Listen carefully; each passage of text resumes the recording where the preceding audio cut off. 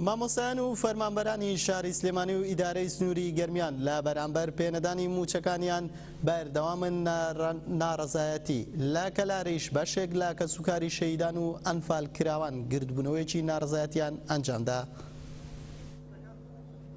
لە درێژەی ناڕەزایی موچەخۆرانی باشووری کوردستان کاتژمێرنەوەی سەر لە بەیانی ئەمڕۆ فەرمانبەرانی زانکۆی سلێمانی لە بەردەم کۆلیژی ئەندازیاری زانکۆ گردبوونەوە و کۆنگرەیەکی ڕۆژنامەوانیان بەست. لە کۆنگرەکەدا بەیاننامەی فەرمانبەرانی ناڕازی لەلایەن هاوکار محەممەدەوە خوێندرایەوە کاتێدا هاتووە. بۆیە ئێمە وەکو فەرمانبەرانی زانکۆی سلێمانی هۆشداری تەواو دەدەینە هەموو لایەنە سیاسیەکان کە بە زووترین کات بێن بەدەم داواکاری ڕەواکانی فەرمانبەران و مامۆستایان ئەژینە کاروا بڕوات پرۆسەی داوامکردن بە تەواوەتی لەسەر دام و دۆزگاکان و قوتابخانە و زانکۆکاندا پەچی دەکەوێت. ئەوان سێ مناڵم بڕۆم چی ئێشەکەم من نیشتمەش لە کرا یعنی نابێت خاوەن کراگە ئەڵێ تو موەزەفی چۆن مەعاش نییە باوەڕ ناکەن.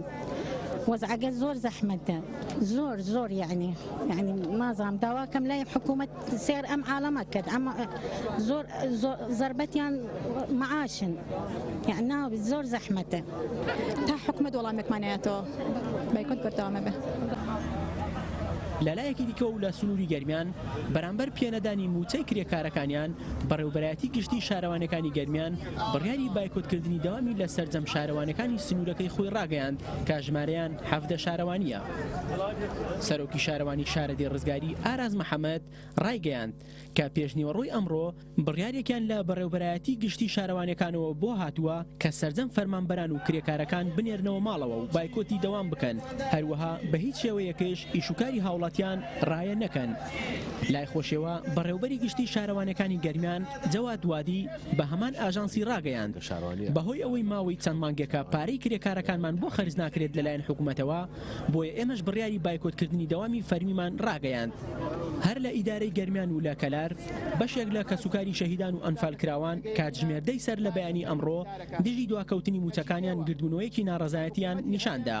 لە گردبوونەوەکەدا سەرۆکی کۆمەڵی داکۆکیکار لە مافی کەسوکاری ئەنفال کراوان لە گەرمیان هاوڕێ پێشڕە و ڕایگەیاند. شەرمە بۆ دەسەڵاتێک بە خوێنی ڕۆڵەکانی ئێمە هاتبێتە بەرهەم ئەمڕۆ ئەو دەسەڵاتە سادەترین مافکە موچەی شەهیدانمانە بە دوو مانگجارێ ئەم مافەمان پێڕەوا دەبینێ.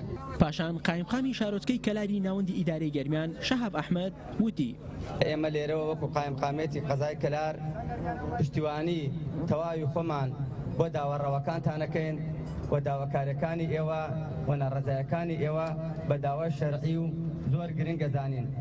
هەر لە گردبوونەوەکەدا دایکێکی شەهید ڕایگەیاند موچەی ئاڵەم بڕین موچەی ئیمە نەوڕین موچەمان نەوڕین کوردستان لەوە پێهات تا نەدەن ئەلیمانیش ئەوە ئازان بشین جنازەی کوڕەکەدان بدینە ئەی خودای مەشکات وەلای خۆت کەیمە